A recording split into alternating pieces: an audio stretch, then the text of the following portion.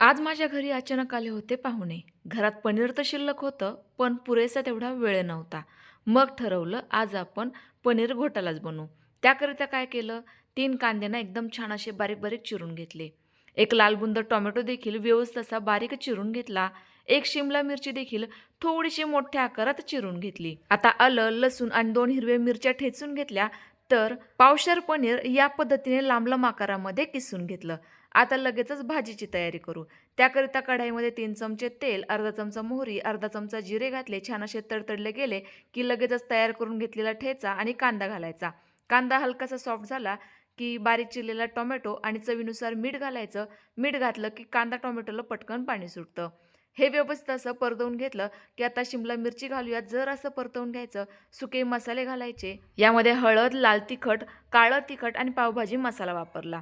संपूर्ण मसाले कच्चेपणा दूर होईपर्यंत परतवून घेतलं, की लगेचच 1 ते 1.5 ग्लास कोमट पाणी घालायचे आणि झाकण ठेवून छान अशी खळखळून उकळी काढून घ्यायची. आपल्या भाज्या व्यवस्थित शिजल्या गेल्या, याला तर्री आणि रंगही छान आला. लगेच आता किसलेलं पनीर घालायचंय. पटापट व्यवस्थित मिक्स करून घ्यायचंय आणि एकदम कमी गॅसवर छान अशी उकळी येऊपर्यंत शिजवून घ्यायचं.